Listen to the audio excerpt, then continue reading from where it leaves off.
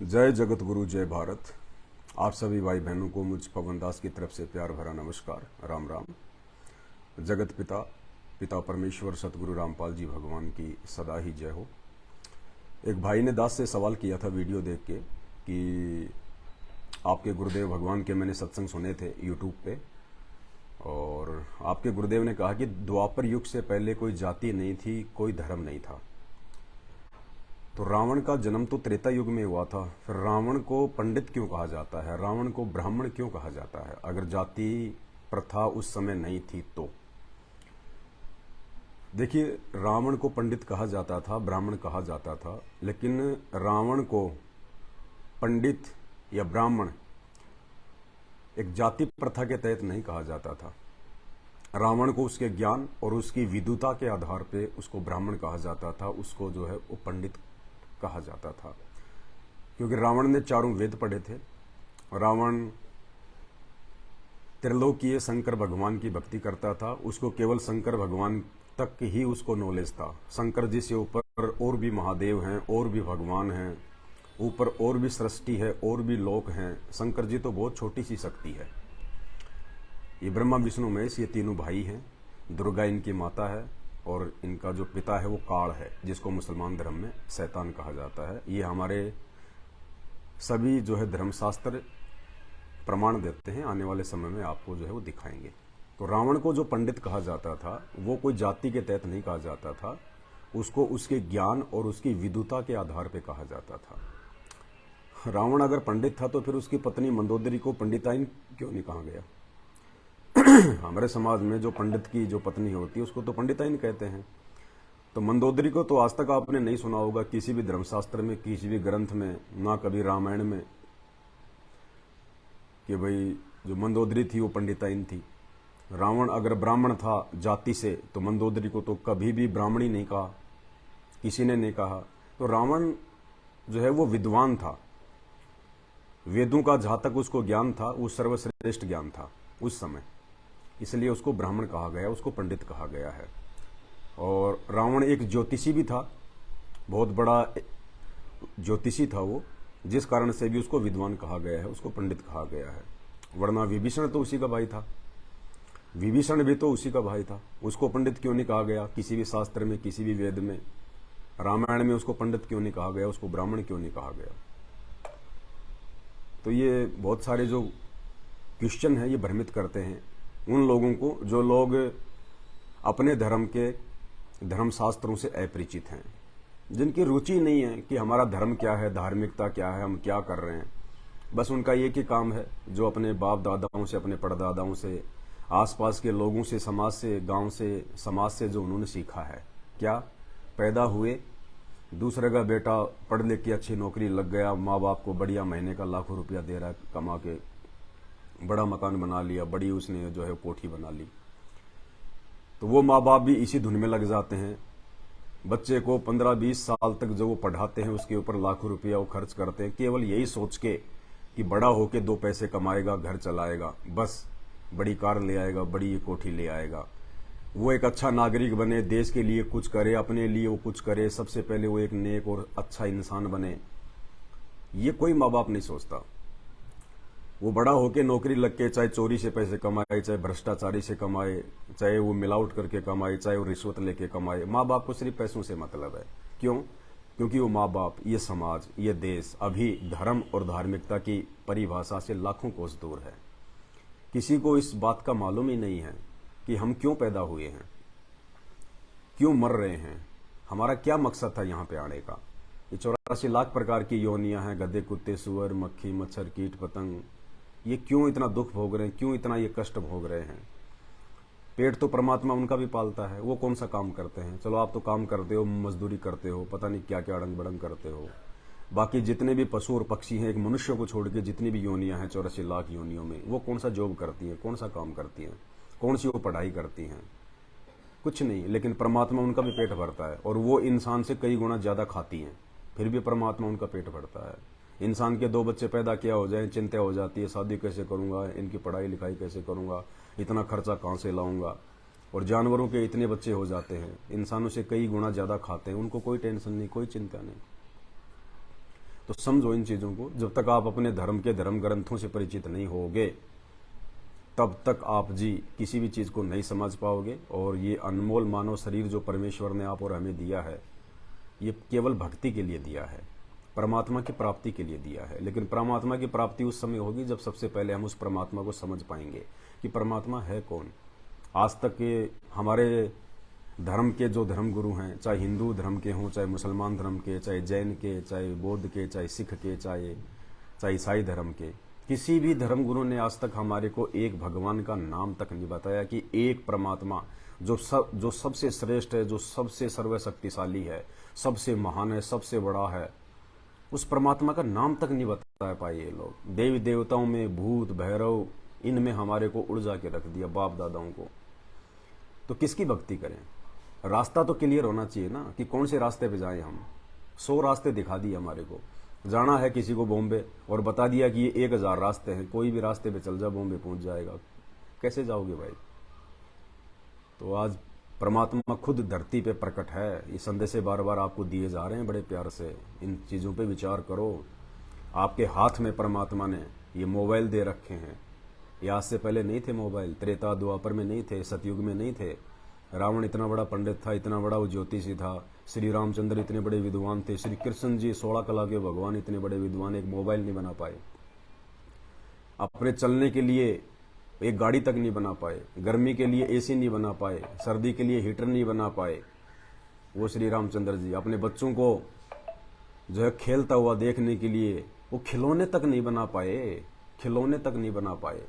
ये टेक्नोलॉजी, ये शिक्षा, ये दिमाग उस परमेश्वर ने, उस परवरदिगार ने, उस एक अल्लाह ने, एक भगवान ने आज वर्तमान में हमें क्यों दी है? कि आज का इंसान राम, श्री कृष्ण, गौतम बुद्ध, महात्मा बुद्ध, हजरत मोहम्मद, ईसा मसीह, क्या इन सबसे ज़्यादा दिमाग वाला है? नहीं है। उसके बावजूद भी परमेश्वर ने हमें सभी सुख सुविधा दी हैं, जो सुख सुविधा उन भगवानों को, उन अवतारों को, उन पैगंबरों को भी प्राप्त नहीं थी। तो ये केवल मौज मस्ती के लिए नहीं दिया है कि खाया पिया सो गए, जीवन गंवा गए, मर गए जानवर की तरह। ये काम तो जानवर भी करता है, पैदा होता है, फिर वो भी बच्चे पैदा करता है, उसमें भी मोह ममता होती है, एक दिन वो भी मर जाता है। और इंसान क्या कर रहा है बिना ज्ञान के?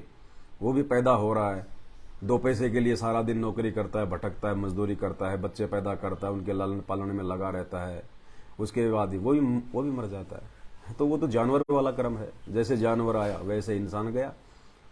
तो बिना भक्ति के जानवर में और इंसान में कोई अंतर नहीं है। जीवन बर्बाद जानवर की तरह। और इस जीवन को अगर आबाद करना है तो संत रामपाल जी के सत्संग सुनना शुरू कीजिए। आपको अध्यात्म से संबंधित छोटी छोटी बातें इतनी आसानी से समझ में आ जाएंगी। आप 1 महीने उनके सत्संग सुनिए, रोजाना 1 घंटा या आधे घंटे, जब भी आपको समय मिले, अपने काम पे आते समय, जाते समय, रात को खाना खाने के बाद थोड़ा विश्राम करते समय, आधा घंटा 1 घंटा आप उनके सत्संग सुनना शुरू कीजिए। आपको पता चलेगा कि हमारा मकसद क्या है, क्यों हमने जन्म लिया है। खाली बाकी लोगों की तरह बस खाए पिए सोए और मर गए नहीं। आपको आपका जो मकसद है ये मानव जन्म प्राप्त करने का, ये पता चलेगा। और छोटी मोटी जानकारी आपको इस Facebook page Pawan Das is live पर भी मिलती रहेगी, क्योंकि ये दास भी उन्हीं परमपिता परमेश्वर सदगुरु रामपाल जी भगवान का छोटा सा अदना सा एक तुच्छ उनका भगत है, उनका शिष्य है।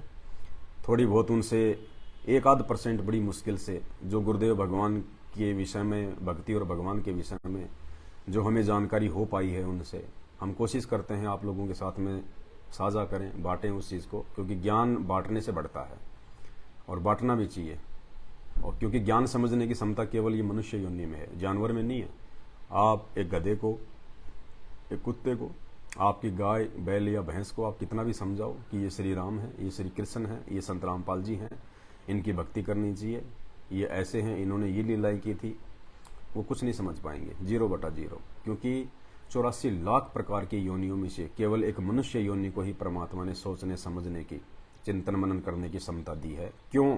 सिर्फ अपनी प्राप्ति करवाने के लिए, सदा सदा के लिए 84 के झंझटों से बाहर निकालने के लिए, सदा सदा के लिए जन्म और मरण के चक्कर से बाहर निकालने के लिए, मोक्ष के लिए।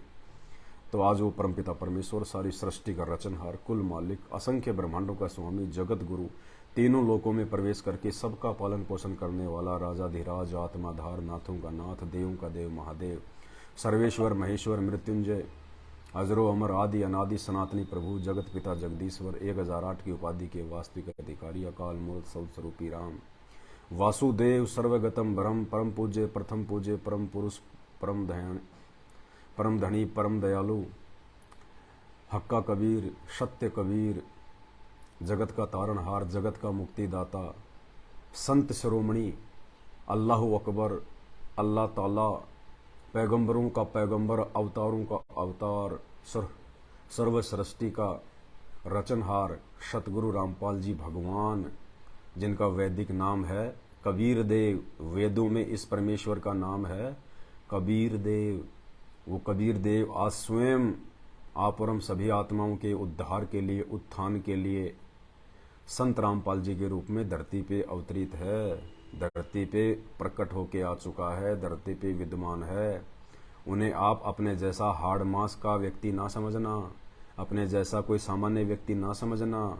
ये परमेश्वर है, ये अपना भेद हर किसी को नहीं देता है। इसके विषय में जानने के लिए इनके विचार सुनने पड़ेंगे, इनके सत्संग सुनने पड़ेंगे। आने को तो आज से पहले जितने भी अवतार हिंदू धर्म में आए हैं, जितने भी पैगंबर मुसलमान धर्म में आए हैं, वो भी एक इंसानी बन के आए हैं। वो जानवर बन के नहीं आए थे, सर पे सींग और पीछे पूंछ लगा के नहीं आए थे। जो भगवान आता तो कोई नया ड्रामा करके आता है। भगवान अगर इंसानों के लिए आता है, इंसानों को समझाने के लिए आता है, तो इंसान जैसा ही बन के आता है, ताकि हम उसकी भाषा समझ सकें, हम उनके इशारे समझ सकें, हम उनके संकेत समझ सकें। वो हमारे बीच में बैठ के हमारे को ज्ञान समझा सके। भगवान तो शेर भी बन के आ जाएगा, आप बैठा लोगे अपने बीच में, सुनोगे उनके प्रवचन, टट्टी पेशाब एक हो जाएगी। जैसे लोग कहते हैं ना, दुर्गा है मेरी माँ, अम्बे है मेरी माँ, और नवरात्रे करेंगे किस लिए कि हमें माता दर्शन दे, माता दर्शन दे, माता हमारे घर पे आए। अब माता घर पे आएगी तो किस चीज़ पे बैठ के आएगी? मर्सिडीज पे बैठ के आएगी या शेर पे बैठ के आएगी? शेर पे बैठ के आएगी। अगर रात्रि के समय आदमी अकेला कहीं जा रहा हो, सामने से अगर कोई ढंग सा अगर कोई कुत्ता आ रहा हो, तो आदमी वो गली पार नहीं करता है। और वो कह रहा माता मेरे घर पे आ जाए। माता आएगी तो कुत्ते पे बैठ के नहीं आएगी, वो शेर पे बैठ के आएगी। जब तुम कुत्ते से इतना डर रहे हो तो शेर को देख के तुम्हारी हालत क्या हो जाएगी? ये सब ड्रामेबाजी है, सब ड्रामेबाजी है, फॉर्मलिटी, देखा देखी। हमारे बाप दादा कर रहे थे, हम भी कर रहे हैं, बस, और कुछ नहीं। ना उस माता के बारे में किसी को पता, ना भगवानों के बारे में किसी को पता, ना अवतारों के बारे में किसी को पता। जितना सुन रखा है एक दूसरे के मुंह से, झूठा या सच्चा, बस उतना ही हमने मान रखा है। उसी झूठ को हम लोग आगे फैला रहे हैं। तो ये सत्यता बताने के लिए आज धरती पे खुद परमात्मा कबीर देव सतगुरु रामपाल जी के रूप में प्रकट हैं, सह शरीर। ये किसी माँ से जन्म लेके नहीं आए। लग रहा होगा ये जो ये चरम दृष्टि है ना, परमात्मा इसको धोखा देता है, इसको धोखा देता है परमात्मा। दुनिया को लगता है माँ के पेट से आया है, माँ के गर्भ से आया है, हाड़ मांस जैसा है, अपने जैसा नहीं। ये परमेश्वर है, इसकी तेज पुंज की देह है, नूरी देह है, नूरी देह। जिस परमेश्वर ने पूरी दुनिया को पैदा किया है, उसको पैदा करने की क्षमता दुनिया की किसी माँ में नहीं है। इस बात को बहुत रेयर लोग जान पाएंगे। बड़े जो बिरले होंगे, वो कोई बिरले होंगे जो इस भेद को, इस रहस्य को जान पाएंगे, और वो बिरले ही यहाँ से अपना जन्म और मरण का पीछा छुड़वाएंगे। हाँ, अंत में जब संत रामपाल जी यहाँ से जाएंगे अपना लीला पूरा करके, अपना जो भी उन्होंने जो फिक्स कर रखा अपना समय, उसके बाद तो दुनिया रोएगी, पछताएगी। क्योंकि ये साधारण रूप से नहीं जाएंगे कि 4 आदमी पकड़ के इनके अर्थी को शमशान में ले जाएंगे, इनकी अस्थियां जला देंगे, राम नाम सत्य करेंगे। नहीं, ये परमेश्वर जैसे आया था सह शरीर, वैसे ही सह शरीर जाएगा। अंत में देख लेना, दुनिया हाथ मलती रह जाएगी, रोएगी फिर दुनिया। कि समय रहते यदि हम उनके सत्संग सुनना शुरू कर देते, उनकी बातों में विचार करते, तो आज ये दिन ना देखने पड़ते। भगवान हाथ से निकल गया। हम फिर 84 लाख योनियों में जाएंगे, फिर हम गधे कुत्ते सूअर बनेंगे, फिर 84 लाख योनियों के बाद। एक कुत्ते का जीवन देखो आप, एक कुत्ता 10-12 साल जीता है, 10-12 साल में कितने कष्ट उठाता है। सर में खुजली, कीड़े पड़ जाते हैं, सारे शरीर के बाल उड़ जाते हैं, घर घर जाता है, एक एक टूक के लिए फिरता रहता है। कहीं से रोटी मिली, कहीं पे उसको डंडे मिले, किसी दिन खाना नहीं मिला तो गांव के बाहर जाएगा, लैट्रिन खाएगा। और फिर मौत कैसे होती है उसकी? सर में कीड़े पड़ के या फिर रोड पे एक्सीडेंट होके। एक कुत्ते का जीवन ऐसा है। और उसके बाद 84 लाख योनियां, गधे बन गए, फिर कुम्हार के नीचे सारा दिन मेहनत, सारा दिन। बैल बन गए एक किसान के नीचे, ऊंट बन गए एक किसान के नीचे, कई क्विंटल माल ढोएगा, खेत जोतेगा। खाने को क्या मिलेगा? सूखा भोजन, सूखा, और टाइम टू टाइम मिलेगा, टाइम टू टाइम। अब तो चाहे दिन में 20 बार जूस पी लो, 20 बार तुम चाय पी लो, 20 बार तुम खाना खा लो, 56 प्रकार के भोग खा लो, उस समय टाइम टू टाइम मिलेगा, टाइम टू टाइम, चाहे भूखे मरो चाहे जो मर्जी करो। तो उन महा कष्टों से बाहर निकालने के लिए आज संत रामपाल जी खुद धरती पे आया। ये अल्लाह है, अल्लाह, परमात्मा, भगवान, प्रभु, राम, रब, गॉड, कुछ भी कहो इसको, आज धरती पे आया हुआ है। तो भाई और बहनों, आंखें खोलो, हम कोई पागल नहीं है यार, हम भी आपकी तरह इंसान हैं, हम भी पढ़े लिखे हैं, मूर्ख नहीं हैं, हम भी इसी समाज में रहते हैं, हम भी टेक्नोलॉजी का जो है वो यूज कर रहे हैं। समझो इन बातों को, क्यों कह रहे हैं। अगर कोई कह रहा है तो उसकी बातों पे थोड़ा विचार करना चाहिए। अगर आपको लगे कि वास्तव में सही है, उन बातों की जो है वो जांच करो आप, क्योंकि जो धर्म होता है उसकी जानकारी हमारे धर्मशास्त्रों में होती है। भक्ति और भगवान की यदि आपको पूर्ण जानकारी चाहिए तो आपको शास्त्र देखने पड़ेंगे, दूसरा कोई तरीका नहीं है। एक बच्चे को यदि एमबीबीएस बनना है तो उसको एमबीबीएस की बुक्स पढ़नी पड़ेंगी। उसका पड़ोसी जो मर्जी उसको कहे कि सुई कान में लगा दे, सुई आंख में लगानी चाहिए, वो ये बातें नहीं मानता। उसको पता है कि डॉक्टर बनना है तो डॉक्टर की जानकारी एमबीबीएस की पुस्तकों में मिलेगी। इसी प्रकार भक्ति और भगवान की यदि पूर्ण और यथार्थ जानकारी चाहिए तो किसी पंडित, किसी मौलवी, किसी काजी और किसी पादरी की बातों में नहीं। पहले ये देखो हमारे धर्मशास्त्रों में क्या लिखा हुआ है, भक्ति और भगवान से संबंधित जो ग्रंथ है उनमें क्या लिखा हुआ है, और उनको उनके अंदर जो लिखा हुआ है क्या वास्तव में हमारे जो धर्मगुरु हैं क्या वो उनके अनुसार हमारे को ज्ञान दे रहे हैं, हमारे को बता रहे हैं। तो विचार करना पड़ेगा इन बातों पे। बाकी ना बेटा साथ जाएगा, चाहे कितना प्यारा है, कितना पैसा कमा रहा है, चाहे तुमने अपनी कोठी बनाने में लाखों करोड़ों अरबों रुपए बर्बाद कर दिए, छत पे तुमने पार्किंग कर रखी है हेलीकॉप्टर की, जब यहाँ से जाओगे ना एक टाइल भी उखाड़ के नहीं लेके जा पा। ध्यान रखना कितना है तुम्हारा बैंक बैलेंस है, अरबों का, खरबों का, करोड़ों का। एक चवन्नी साथ नहीं जाएगी, चवन्नी।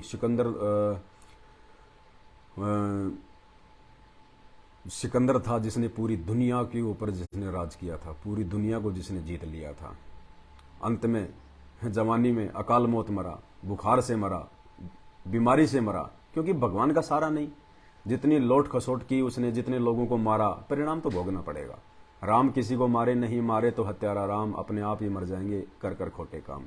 जब तक इंसान को भगवान की जानकारी नहीं, परमात्मा की जानकारी नहीं, तब तक वो धार्मिक हो ही नहीं सकता। वो चाहे कितना दान पुण्य करे, कितने मंदिरों में जाए, कितना वो मस्जिद में जाए, कुछ भी करे, आपको कितना अच्छा लगता हो, लाल पीले कपड़े पहनता हो, माथे पे वो तिलक लगाता हो, लेकिन धार्मिकता लेस मात्र भी नहीं है उस आदमी में। कब वो अपना असली रंग दिखा देगा, आप हैरान रह जाओगे कि ये तो बड़ा अच्छा भगत दिखाई देता था, 2 मिनट में इसके तो तेवर बदल गए। तो सिकंदर ने पूरी दुनिया जीत ली, और अंत में जब उसका मरने का समय आया तो उसने विचार किया कि मैंने क्या पाया, कुछ नहीं पाया। मेरा इतना बड़ा साम्राज्य है, इतने सैनिक हैं, इतनी धन दौलत है, इतनी बीवियां हैं, मैं क्या लेके जा रहा हूं, कुछ नहीं। शरीर भी साथ नहीं जा पाएगा, ये भी पाव भर मिट्टी बन जाएगी, राख बन जाएगी। तो उसने अपने मंत्रियों से कहा था कि जब मैं मरूं और जब मेरी तुम अर्थी शमशान घाट में लेके जाओ, मेरे दोनों हाथ अर्थी से बाहर निकाल देना और उनको जो है खुला छोड़ देना, हाथों को यूं छोड़ना खुला, मुठ्ठियां बंद मत करना। तो मंत्रियों ने कहा कि महाराज ऐसा क्यों? ताकि इस दुनिया को मालूम चले, इस दुनिया को ये पता चले कि देखो सिकंदर दुनिया का सबसे महान, सबसे दौलतमंद इंसान, और आज जब ये संसार छोड़ के जा रहा है तो वो दौलत में से सुई की नोक जितना भी कुछ नहीं लेके जा रहा, खाली आया था और खाली जा रहा है। अपने जो कर्म थे, उसने जो अच्छे बुरे जो कर्म किए, वो कर्म साथ लेके जाएगा, और उन्हीं कर्मों के आधार से वो धर्मराज फिर उसको स्वर्ग भेजना है, उसको नरक भेजना है, वापस 84 लाख योनियों में भेजना है, वो तय करता है। तो अच्छा कर्म तो इंसान कोई करता ही नहीं। न सिकंदर ने कोई अच्छा कर्म किया, लूट मार करी, लाखों करोड़ों लोगों को मरवा दिया उसने, कितने बच्चे उसने जो है अनाथ बना दिए, यतीम बना दिए, कितनी औरतें उसने विधवा बनवा दी लड़ाई झगड़े करवा के। तो हमारे भगवान श्री रामचंद्र जी ने क्या किया, यहाँ पे आके राम रावण का युद्ध किया। राम रावण के युद्ध में अच्छे लोग भी मरे, बुरे लोग भी मरे। अब ये थोड़ी है कि आदमी कोई बुरा है तो उसकी पत्नी भी बुरी होगी, उसका बच्चा भी बुरा होगा। चलो लंका वाले तो बुरे थे, रामचंद्र वाले तो सही थे, हैं? करोड़ों मरे थे ना अपने वाले। तो वो औरतें विधवा हुई कि नहीं हुई? उन करोड़ों औरतों के बच्चे यतीम हुए कि नहीं हुए? क्या उनका पेट श्री रामचंद्र जी ने भरा था? क्या श्री रामचंद्र जी उनके घर पे राशन पहुंचाया करते थे? कैसे उन्होंने अपना जीवन यापन किया होगा बेचारों ने? और सिर्फ अपने स्वार्थ के लिए, अपनी औरत को लंका से वापस लाने के लिए रामचंद्र जी ने ये कुकृत्य किया, जिसका परिणाम रामचंद्र जी को भी भोगना पड़ेगा। वो परमात्मा किसी को नहीं छोड़ता, वो अल्लाह किसी को नहीं छोड़ता। श्री कृष्ण जी को देख लीजिए, महाभारत का युद्ध करवा दिया, 12 करोड़ लोग मरे थे, वो तो सारे हिंदुस्तान के थे, लंका का तो कोई नहीं था। कितनी औरतें विधवा हुई, कितने बच्चे अनाथ हुए, यतीम हुए। या श्री श्री कृष्ण जी उनके घर पे राशन दे के आते थे, चावल दाल। बेचारों ने कैसे अपना जीवन बसर किया होगा। बिना पति की औरत कैसे समाज में रहती है, बिना बच्चे के बाप, लोग उनको कैसी दृष्टि से देखते हैं। भाइयों, विचार करो इन बातों पे। असली गॉड की पहचान करो, पूर्ण पुरुष की, सर्वोच्च भगवान की, एक परमात्मा, जिसके लिए हम कहते हैं कि भगवान एक है, भगवान एक है। देखो, मेरे वीडियो जो है ना, उनको थोड़ा विचार करोगे तो समझ में आएंगे आपके। आप अगर पक्ष और विपक्ष के हिसाब से देखोगे ना, कि ये कभी हिंदुओं के बारे में बोलता है, कभी मुसलमानों के बारे में बोलता है, कभी उनके बारे में बोलता है, हम किसी के बारे में नहीं बोलते। ना हमारे गुरुदेव ने हमारे को इस प्रकार का कोई कुकृत्य सिखाया है। हम केवल वो बोलते हैं जो सत्य है। जो कमी आप लोगों के अंदर है, जो आपके धर्म में जो कमी है, आपकी नियम और आपकी जो क्रियाओं में जो कमी है, आपकी भक्ति में जो कमी है, हम केवल वही चीज बता रहे हैं। और उन चीजों को स्वीकार करना, ये एक अच्छे इंसान के जो है वो लक्षण है। कहते हैं, निंदक नीरे राखिए आंगन कुटी छवाए, बिन पानी बिन साबुन के निर्मल करे स्वभाव। अरे ऐसे व्यक्ति को जो आपको सत्य बता रहा है, जो आपकी वो कमियां बता रहा है, आपने उसको अपना दोस्त समझना चाहिए। लेकिन बदकिस्मती से 99.9% इंसान ऐसे लोगों को, जो उनको उनकी कमियों से अवगत करवाते हैं, वो उनको अपना जो है दुश्मन समझते हैं। ये सबसे बड़ी कमजोरी है, और फिर आदमी जिंदगी में कभी आगे नहीं बढ़ पाता है। तो ऐसा नहीं है कि रामचंद्र जी अच्छे नहीं थे, या उनमें कोई अच्छे गुण नहीं थे, या फिर श्री कृष्ण जी अच्छे नहीं थे, या फिर उनमें कोई अच्छे गुण नहीं थे। बहुत अच्छे थे। मोहम्मद जी बहुत अच्छे थे, सब बहुत अच्छे थे, लेकिन कुछ कमियां थी उनमें, जिन कमियों के चलते वो परमात्मा को प्राप्त नहीं कर पाए। जिन कमियों के चलते उनको भी जो है स्वर्ग और नरक का शिकार होना पड़ेगा। उनको भी 84 लाख योनियों में आना पड़ेगा, जाना पड़ेगा। हाँ, एक चीज और, राम और श्री कृष्ण तो 84 लाख योनियों में जाएंगे, इनका तो कोई बचाव नहीं कर सकता। हाँ, हजरत मोहम्मद जी, उनको परमात्मा 84 लाख योनियों में नहीं जाने देगा। और आज हजरत मोहम्मद का जन्म कहीं न कहीं हो चुका है। मुसलमान भाई इस बात से बिल्कुल अनजान हैं। जब हजरत मोहम्मद को जबरील नाम का देवता, जबरील नाम का फरिश्ता ऊपर लेके गया था, उससे पहले हजरत मोहम्मद को वो पूर्ण परमात्मा, वो कबीर साहब जो आज संत रामपाल जी के रूप में धरती पे आए हुए हैं, वो परमात्मा उनको पहले मिल चुका था। मुसलमान भाई बहनों को केवल एक ही तरीके का पता है कि वो जो है उस जानवर के ऊपर बैठ के, वो बुराक नाम का जो वो जानवर था, जब वो जबरील ऊपर से आया था, हजरत मोहम्मद को उसका सीना चाक करके और उसको ऊपर लेके गया था। उससे पहले हजरत मोहम्मद को पूर्ण परमात्मा, अल्लाहु अकबर, वास्तव में जो अल्लाह है, वो अल्लाह, वो परमात्मा, वो कबीर देव जो आज संत रामपाल जी के रूप में धरती पे प्रकट हैं, वो कबीर देव उस हजरत मोहम्मद को अपने लोक में लेके गए थे, सतलोक में लेके गए थे, जो ब्रह्मा विष्णु महेश के लोक से ऊपर है, जो दुर्गा और काल के लोक से ऊपर है, शैतान के लोक से ऊपर है। हजरत मोहम्मद को वहां रखा, उन्होंने सब कुछ बताया, दिखाया, लेकिन हजरत मोहम्मद का वहां पे मन नहीं लगा और हजरत मोहम्मद ने वापस नीचे ही आना स्वीकार किया। ये उनकी बदकिस्मती थी। लेकिन वो परमात्मा जिसके ऊपर एक बार मेहर कर देता है, जिसको एक बार अपना वो भगत बना लेता है, फिर उसको 84 लाख योनियों में नहीं जाने देता है। तो ये सौभाग्य हजरत मोहम्मद को प्राप्त हुआ, लेकिन ये सौभाग्य राम और श्री कृष्ण को प्राप्त नहीं हुआ। जिस कारण से राम और श्री कृष्ण जी को एक समय जब उनका वो पद समाप्त हो जाएगा, उसके बाद, क्योंकि जब तक आपके पुण्य है तब तक आप उन पद पे रहोगे। जैसे गवर्नमेंट आपको एक पद दे देती है, IAS का, IPS का, या फिर जिला कलेक्टर का, तो एक समय जो है वो निर्धारित होता है। उस समय तक ही आप उस पोस्ट पे रह पाते हैं, उस समय के बाद में आपको रिटायरमेंट कर दिया जाता है।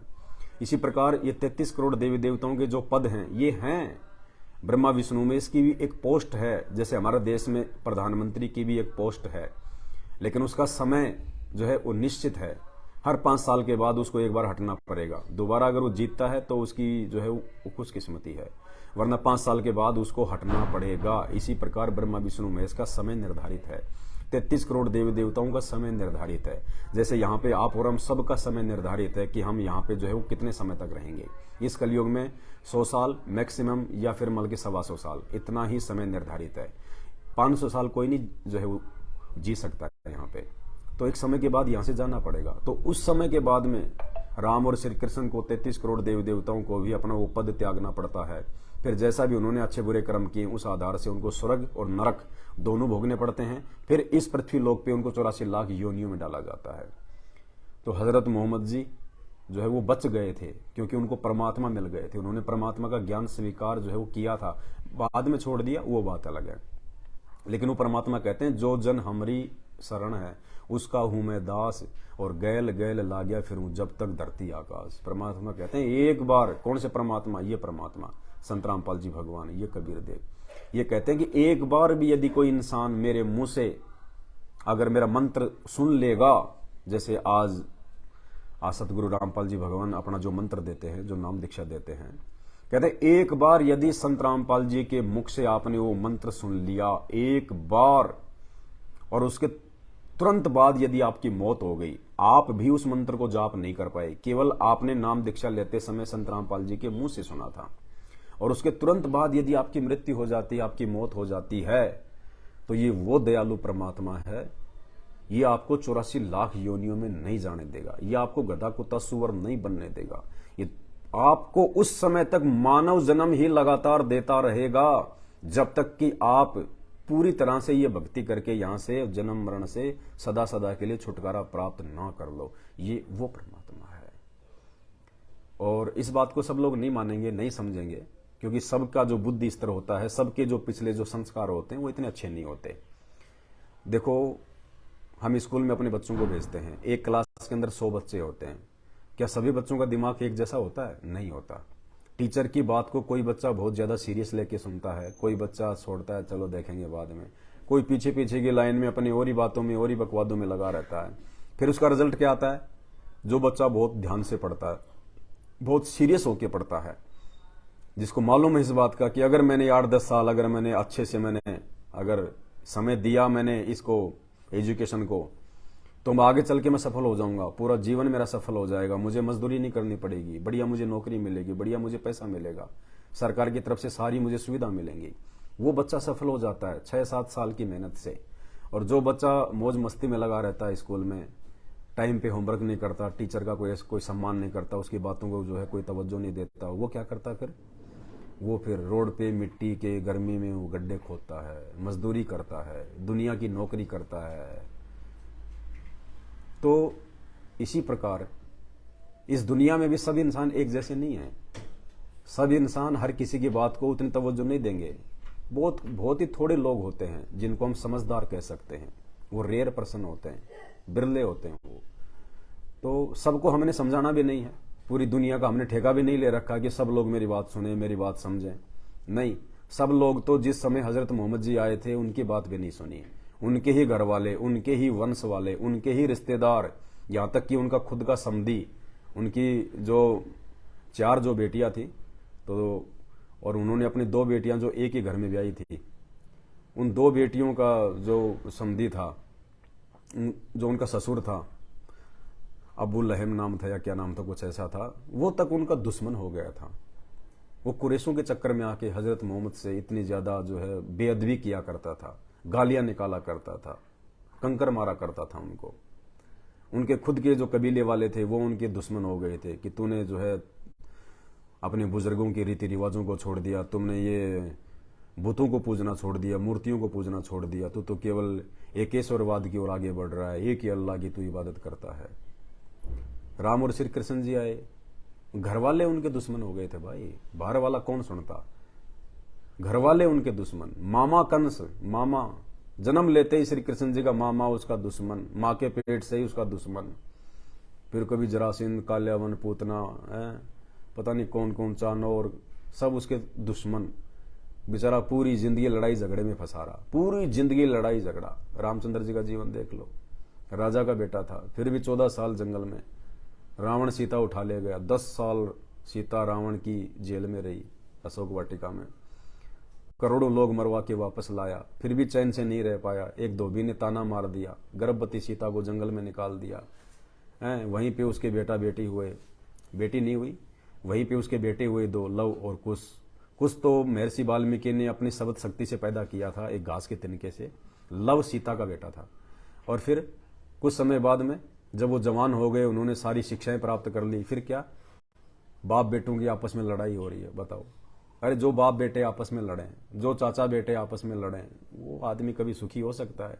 जिसकी औरत जंगल में भटक रही हो, हैं, कहां से वो सुखी होंगे? और रामचंद्र जी उनसे युद्ध करने के लिए अपनी सेना भेज रहे हैं, फिर कहते हैं अंतर्यामी राम, अंतर्यामी राम। क्या उनको ये भी नहीं पता था कि तेरे बेटे हैं? फिर भी अपने बेटों को मारने के लिए सेना भेज दी, क्योंकि उन्होंने उनका घोड़ा पकड़ लिया था अश्वमेध यज्ञ का। भाई और बहनों, जितने भी पैगंबर मुसलमान धर्म में आए हैं, हजरत मूसा से लेकर हजरत मोहम्मद तक, और जितने भी अवतार हिंदू धर्म में हुए हैं, ये सब के सब आप और हमारी तरह इंसान हैं, ये जीव हैं, जीव। यहां पे इन्होंने अच्छी भक्ति की, अच्छी भक्ति करके जब इनका शरीर छूटा, ये शैतान के पास गए, धर्मराज के पास गए, तो जैसी इनकी भक्ति कमाई थी, उस आधार से इनको पोस्टें दे दी। तू ब्रह्मा बन गया, तू विष्णु बन गया, तू शंकर बन गया, तू देव देवता बन गया, वो बन गया, छोटे मोटे कोई जो है वो गण बना दिया। और जब इनका बैंक बैलेंस समाप्त हो जाता है, जब इनकी भक्ति समाप्त हो जाती है, फिर इनको नीचे पटक दिया जाता है, क्योंकि फिर इनको आना यही पड़ेगा धरती पे, क्योंकि ये जो ये पृथ्वी है, ये कर्म क्षेत्र है। जैसे आपने खूब मेहनत की 8-10 महीने, और आपने लाखों रुपया आपने जमा कर लिया, फिर जब गर्मी आई तो 2 महीने आप अपने परिवार को लेके कहीं दूसरे जगह पे चले गए मौज मस्ती के लिए, मनाली चले गए, कुल्लू चले गए कि वहां पे ठंड है, आप जी शिमला चले गए। 8-10 महीने आपने कमाई करी, जो पैसा आपके पास में था वो पैसा लेके अपने बच्चों को लेके 2 महीने की छुट्टी मनाने के लिए आप वहां चले गए। वहां जाके आपने कोई होटल ले लिया किराए पे। होटल में आपको होटल वाला कब तक सुविधा देगा? जब तक आपके पास में पैसे हैं, जब तक आपके पैसे होटल में जमा हैं। और जिस दिन आपके पैसे खत्म होने वाले होंगे, एक दिन पहले आपको वार्निंग दे देंगे, भैया या तो पैसे और जमा करो या कल होटल खाली करो। यही हालत है इन देवी देवताओं की, ब्रह्मा विष्णु महेश की। जब ये इस पृथ्वी पे आप और हमारी तरह आते हैं, उस समय इनको भी भक्ति करनी पड़ती है, सारे काम करने पड़ते हैं, बाल बच्चे जो भी सब कुछ, रिश्तेदारियां सब करना पड़ता है, और इन्होंने किया। और यहां पे जो भक्ति ये करते हैं, और उस भक्ति का जो धन जो इनके पास में जो जमा होता है, फिर मरने के बाद जब हम सभी इंसान ऊपर जाते हैं, तो वहां वो धर्मराज, फिर वो होटल है, वो स्वर्ग, उस होटल में, उस स्वर्ग में हमारे को उसी समय तक जो है वो रखा जाएगा, जब तक हमारे पास में वो भक्ति धन है जो हमने इस पृथ्वी पे कमाया है, तब तक हमारे को स्वर्ग में रखेगा। जैसे हमारे पुण्य समाप्त होंगे, वहां से वार्निंग दे देंगे, भैया जाओ अब यहां से, तुम्हारा टाइम हो गया पूरा। फिर कहां ठोकेंगे उनको? नरक में। नरक भोगने के बाद फिर 84 लाख योनियों में वापस, फिर 84 लाख योनियों में गधे कुत्ते सुअर, फिर एक मानव जन्म मिलेगा। सिर्फ एक मानव जन्म मिलता है 84 लाख योनियां भोगने के बाद। ये जो आप देख रहे हैं, इसी मानव जन्म में हम परमात्मा पा सकते हैं, हम भक्ति कर सकते हैं, शुभ कर्म कर सकते हैं। यहां से सदा सदा के लिए छूटने का रास्ता हमारा जो है वो क्लियर हो सकता है, दूसरा कोई तरीका नहीं है। तो भाई और बहनों, हाथ जोड़ के आप सभी से मेरी विनती है, मेरी प्रार्थना है, देखो एक समय आएगा आप लोग अपनी इन गलतियों पे रोओगे या पछताओगे। जितने भी लोग जो ये बातें सुन के इनको नजरअंदाज कर रहे हैं, इन बातों पे विचार नहीं कर रहे, इन बातों को आप जी मजाक में ले रहे हो, गालियां निकाल रहे हो, भद्दे कमेंट्स कर रहे हो, एक समय आएगा, डायरी में नोट कर लो, और ज्यादा समय भी नहीं बचा। अब 2028 तक का समय है युग परिवर्तन का, 2028 लास्ट है। उससे पहले जो भी युद्धवाद वगैरह, जो भी भीषण तबाही जो भी होनी होगी ना, हो लेगी। ये 5 साल बच रहे हैं बड़ी मुश्किल से, 4-5 साल।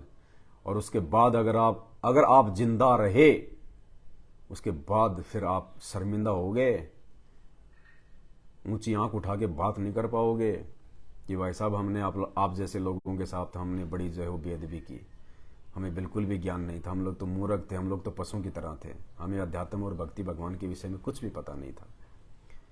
शर्माओगे एक दिन, आप ऊंची गर्दन करके आप लोग बात नहीं कर पाओगे। वो समय आएगा, नोट कर लेना इस बात को, क्योंकि हमारे को भविष्य दिखा दिया भगवान ने। भविष्य सतगुरु रामपाल जी भगवान ने अपने प्रत्येक भगत को आगे का समय दिखा दिया अपने ज्ञान से, अपने सत्संगों से। ये वर्तमान में इंसान और जानवर में कोई अंतर नहीं है।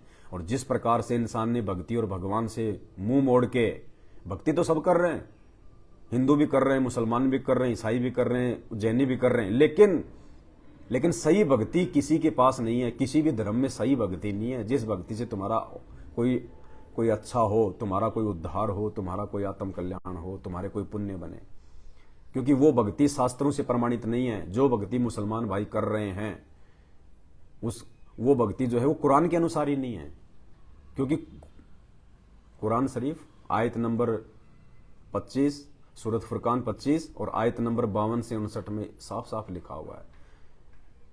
कुरान का ज्ञान देने वाला हजरत मोहम्मद के द्वारा कि हजरत मोहम्मद, जिस अल्लाह ने 6 दिन में सृष्टि रची, 7वें दिन तख्त पे जावे राजा, अगर तुझे उस अल्लाह की जानकारी प्राप्त करनी है कि वो अल्लाह कौन है, उस अल्लाह की भक्ति क्या है, तो किसी बाखबर से जा पूछ, इल्म वाले से। ये कुरान मस्जिद में भी लिखा हुआ और कुरान शरीफ में भी लिखा हुआ है। तो कुरान शरीफ का ज्ञान देने वाला, जिसको मुसलमान भाई कहते हैं हमारा अल्लाह है, वो अल्लाह तो खुद किसी और की तरफ संकेत कर रहा है कि उस बाखबर से जाके पूछ, मुझे नहीं पता भक्ति और भगवान के बारे में, उस पूर्ण अल्लाह के बारे में मुझे भी नहीं पता। इसी प्रकार हिंदुओं की गीता में अध्याय नंबर 15 श्लोक नंबर 104 में भगवान कह रहा है अर्जुन को, अर्जुन अगर तुझे पूर्ण मोक्ष चाहिए, तुझे अगर पूर्ण मुक्ति चाहिए, तो किसी तत्वदर्शी संत की खोज कर। यानी श्री कृष्ण जी कह रहे हैं मेरे पास में भक्ति नहीं है, मुझे पूर्ण परमात्मा की जानकारी नहीं है कि वास्तव में सबसे बड़ा भगवान कौन है, पूर्ण अल्लाह कौन है। अगर तुझे पूर्ण जानकारी चाहिए भक्ति और भगवान की, उस परम पद की, जहां जाने के बाद इंसान फिर वापस लौटकर गधा कुत्ता सुअर बनने के लिए इस धरती पर नहीं आता, अगर तुझे उसकी पूर्ण जानकारी चाहिए तो किसी तत्वदर्शी संत की खोज कर। वो तत्वदर्शी संत आज धरती पे संत रामपाल जी हैं, वो बाखबर आज धरती पर संत रामपाल जी हैं। तो इस पृथ्वी पे अगर किसी भी धर्म से संबंधित यथार्थ और पूर्ण जानकारी अगर किसी को है तो केवल संत रामपाल जी को है।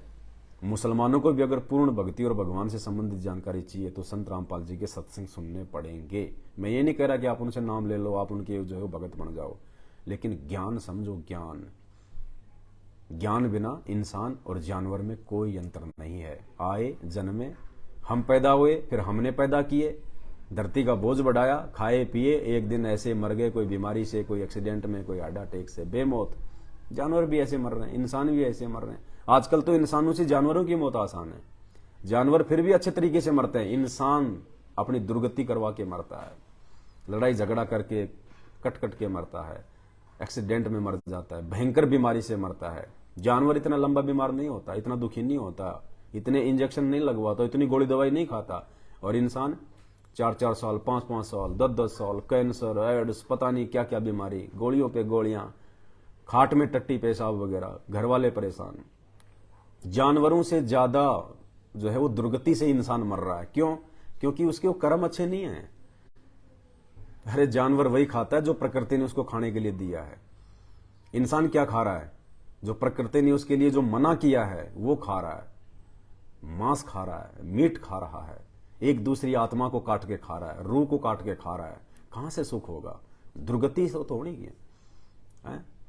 इंसान इतना ज्यादा अपनी सावधानी रखता है, दिन में 2 बार जो है वो मंजन करता है, फिर भी दांत उसके पीले हो जाते हैं।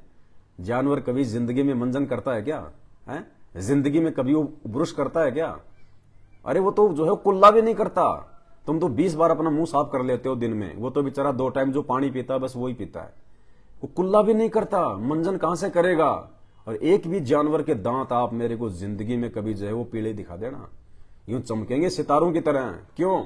क्योंकि वो वही खाते हैं जो उनको उस परमेश्वर ने खाने के लिए दिया है, वो केवल वही खाते हैं। इंसान की तरह हर जगह वो जो है वो बल्कि मुंह नहीं मारते। भेड़ भी खा ली, सूअर भी खा लिया, गाय भी खा ली, गधा भी खा लिया, भैंस भी खा ली, मुर्गा भी खा लिया, बकरा भी खा लिया, शराब भी पी ली, अंडा भी खा लिया। हबसी है इंसान, हबसी। और जब तक ये कुक्रम इंसान नहीं छोड़ेगा ना ये, तब तक भक्ति और भगवान के निकट भी नहीं है। परमात्मा तो ऐसे निकम्मों की शकल भी देखना जो है वो पसंद नहीं करता, चाहे वो किसी भी धर्म में हो। ऐसे मांसाहारी और शराबी, जुआरी, ऐसे इंसानों को तो परमात्मा ठोकर मारता है। ठोकर, दूर से ले जाओ इस नालायक को, इसको जहन्नुम में डालो, इसको नरक में डालो।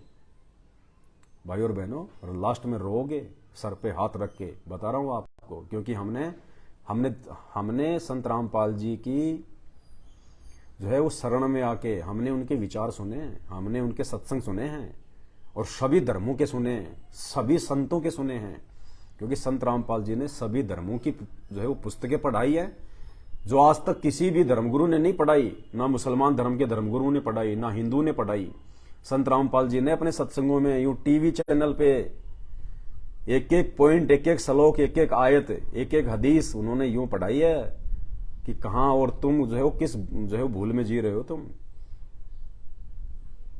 जो तुम्हारे धर्मगुरु आज तक तुम्हारे को नहीं बता पाए हकीकत क्या है, इन शास्त्रों में क्या लिखा हुआ है, वो संत रामपाल जी ने बताया है।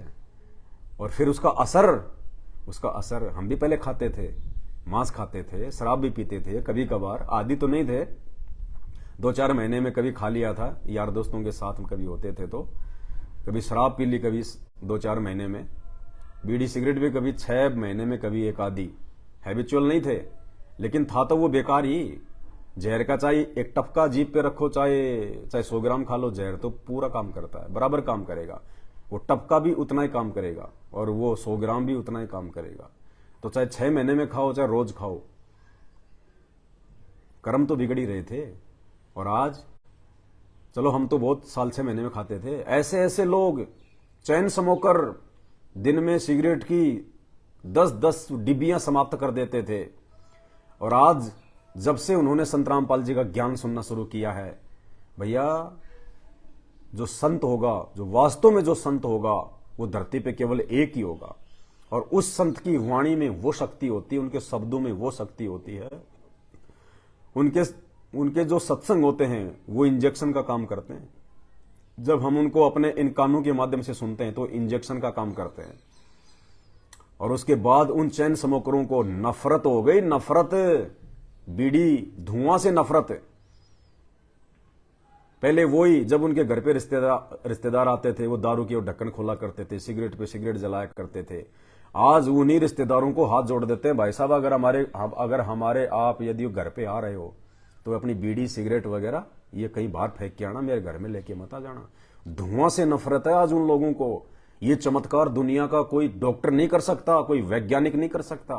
ये केवल संत के शब्द में शक्ति होती है, संत के जो है शब्द में शक्ति होती है। मांस खाने वाले लोग, पता नहीं कितने मुसलमान भाइयों ने संत रामपाल जी से नाम लिया हुआ है, जो पहले मांस खाया करते थे, बकरीद मनाया करते थे। आज वो दूसरों को समझा रहे हैं, अपने मुसलमान भाइयों को, रिश्तेदारों को, भैया अपने ये कर्म मत बिगाड़ो, अल्लाह के घर देर है अंधेर नहीं है, जवाब देना पड़ेगा वहां पे, जवाब हर एक कर्म का। तुमने उस दरगाह का महल नहीं देखा, धर्मराज के तिल तिल का लेखा, बाद में रोओगे पछताओगे, कोई बचाने वाला नहीं मिलेगा। ये शब्द शक्ति क्या होती है पता है आपको? आपको पता है कि आप भी एक इंसान है, मैं भी इंसान हूं, और इस देश का जो प्रधानमंत्री है वो भी एक इंसान है, कोई अंतर नहीं है। पहले वो भी आप और हमारी तरह था। वो खुद कहते मैं चाय बेचा करता था, मैं जो किया करता था, जो भी था, वो भी आप और हमारी तरह इंसान ही है। उनके कोई सींग थोड़ी है, इंसान ही है ना। लेकिन आज वो प्रधानमंत्री बन गए, कोशिश करके, जीत के, जनता में अपना विश्वास हासिल करके आज वो प्रधानमंत्री बन गए। अब प्रधानमंत्री बन गए तो देवता तो थोड़ी बन गए, है तो इंसान ही, आप और हमारी तरह हैं। ऐसे बोलना चलना जो है वो, खाना पीना, सुख दुख, सर्दी गर्मी जो है सब उनको भी लगती है वो भी इंसान है, हम भी इंसान। और मैं यदि कहीं किसी रोड पे खड़ा होके या कहीं किसी म्युनिसिपैलिटी में जाके मैं ये कहूं कि भैया देखो, कल दिल्ली की जामा मस्जिद से लेके लाल किले तक मुझे रातों रात यहां पे रोड बन जानी चाहिए बिल्कुल, या कोई भी ऐसा आदेश दे दूं मैं कि कल सुबह होते ही ये प्रोजेक्ट स्टार्ट हो जाना चाहिए, ये काम शुरू हो जाना चाहिए, तो लोग कहेंगे मूर्ख आदमी है क्या, क्यों चिल्ला रहा है, कौन है तू, यहां से रोड बन जाने चाहिए, यहां पे टंकी बन जाने चाहिए, कौन है तू, तेरी औकात क्या है? हट। लोग कहेंगे पागल है, ऐसे मूर्ख है, भोंक रहा है। और यही बात वो मेरे जैसा व्यक्ति, वो प्रधानमंत्री अगर कहीं से भी बोल दे, चाहे वो टीवी से बोले, चाहे वहां आके बोले, चाहे हाथ में माइक लेके बोले, या चाहे फोन पे किसी अधिकारी को बोल दे कि सुनो भाई, कल जामा मस्जिद से लेके लाल किले तक जो है ये चीज जो है वो बन जानी चाहिए, तो रातों रात पूरा प्रशासन हरकत में आ जाएगा, गाड़ियां चल जाएंगी, ट्रक स्टार्ट हो जाएंगे, रातों रात उनकी कोशिश रहेगी कि रात को ही बना के छोड़ दें। क्यों? अरे वो भी तो इंसान ही है, और मैं भी इंसान था, मेरी बात तो किसी ने समझी नहीं, मेरी बात को किसी ने वैल्यू नहीं दी। और प्रधानमंत्री जी ने 2 शब्द क्या बोल दिए, वो इस शब्द जो मैंने बोले थे वो ही उन्होंने बोल दिए। रातों रात पूरे अधिकारी हरकत में आ गए, काम स्टार्ट हो गया। सुबह देखा तो प्रोजेक्ट तैयार। इसको कहते हैं शब्द शक्ति, क्योंकि प्रधानमंत्री के शब्द में शक्ति है, क्योंकि जब तक वो उस पद पे है वो अधिकारी है। इसी प्रकार संत बहुत हैं, मुसलमान धर्म में भी बहुत सारे आपको जो है वो धर्मगुरु मिलेंगे, हिंदू धर्म में भी बहुत मिलेंगे, सब धर्मों में मिलेंगे। लेकिन पूर्ण संत केवल एक ही होता है जिसके शब्द में शक्ति होती है। तो भैया जब ऊपर जाएंगे ना धर्मराज के दरबार में, अपने वो कर्मों का हिसाब जब वहां पे होगा, उस समय केवल संत रामपाल जी के ही शब्द काम करेंगे। पूरी सृष्टि में संत रूप में केवल संत रामपाल जी के, और किसी धर्मगुरु के काम नहीं करेंगे। अरे जो खुद जो बकरे खाते हैं, मुर्गे खाते हैं धर्मगुरु, उनकी कहां से परमात्मा सुनेगा। तो आज इस धरती पे वो शब्द शक्ति वाला पूर्ण संत केवल संत रामपाल जी है। और मैं ये नहीं देखता कि मेरे वीडियो देख के हजारों लोग समझ जाएं, लाखों लोग समझ जाएं, क्योंकि समझना तो उनको है जिनके भाग्य में होगा। और मैं किसी का भाग्य नहीं बना सकता जबरदस्ती, मैं केवल जानकारी दे सकता हूं। तो मेरे वीडियो देख के, मान लीजिए मेरा एक वीडियो बनता है एक दिन में और हजारों लोग उसको देखते हैं, लाखों लोग उसको देखते हैं, मैं ज्यादा उम्मीद नहीं करता, बिल्कुल भी ना मुझे कोई टेंशन है। मैं सिर्फ ये सोचता हूं कि अगर एक व्यक्ति भी, चाहे वो हिंदू है, चाहे मुसलमान है, चाहे जैनी है, चाहे बौद्ध है, चाहे सिख है, चाहे ईसाई है, एक व्यक्ति जो इंसान है, उस व्यक्ति ने यदि संत रामपाल जी के यदि सत्संग सुनना शुरू कर दिया तो मुझे बड़ी खुशी है कि मेरा वीडियो बनाने का मकसद पूरा हो गया। मैं लाखों लोगों के लिए नहीं करता, मैं हजारों के लिए नहीं करता।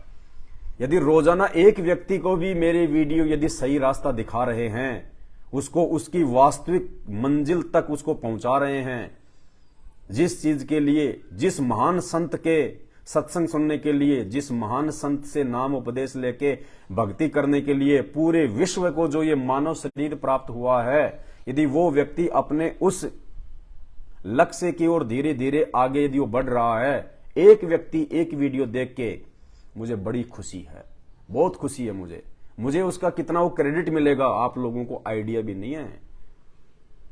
एक कसाई से 1 करोड़ गाय छुटवाने का पुण्य मिलता है।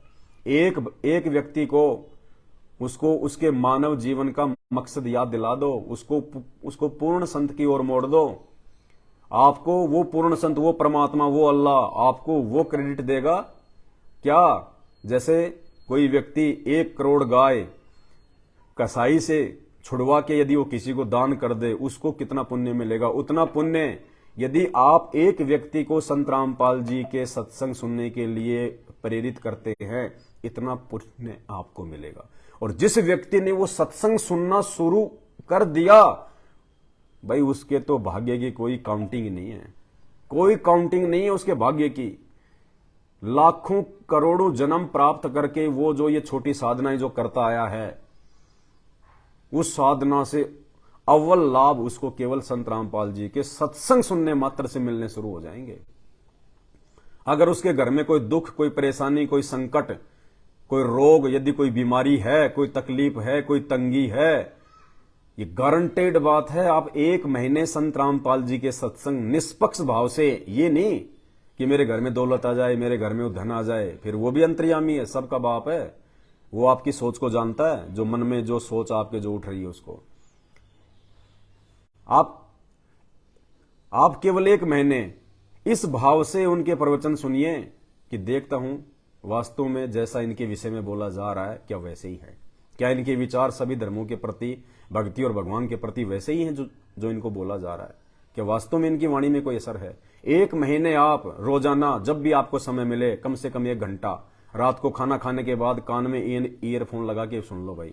अगर आपके घर वाले नहीं पसंद करते हैं, ईयरफोन लगा के सोते समय, कौन सा खाना खाते ही बेड पे जाते हमारी को नींद आ जाती है, 1 घंटा आधी घंटा संत रामपाल जी के सत्संग सुनो, ध्यान से, निष्पक्ष होके। भूल जाओ आप कि आप हिंदू हैं, आप मुसलमान हैं, आप जैनी हैं, आप बौद्ध हैं, आप सिख हैं, आप ईसाई हैं, आप कौन सी जाति से हैं, संत रामपाल जी जेल में हैं या बाहर हैं, आप कितने बड़े अधिकारी हैं। भूल जाओ, अपने आप को मिट्टी समझो, मिट्टी, कि मैं मिट्टी हूं और ये शरीर मिट्टी है, इसका कोई भरोसा नहीं, पता नहीं सुबह नींद से उठ पाऊंगा या नहीं उठ पाऊंगा, मेरी कोई औकात नहीं है। देने वाले ने मुझे सांसें दी हैं, देने वाले ने मुझे शरीर दिया है। माँ बाप तो केवल जो है माँ बाप तो केवल माध्यम बने हैं, माँ बाप ने पैदा नहीं किया इंसान को।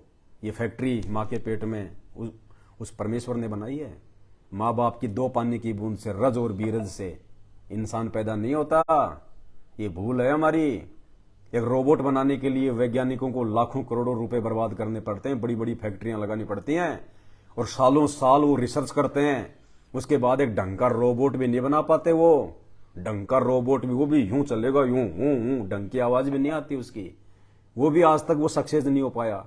और ये अल्लाह, ये परमात्मा, ये खुदा, ये भगवान, वो कबीर देव जो आज संत रामपाल जी के रूप में हैं, उन्होंने ऐसी फैक्ट्री बना दी।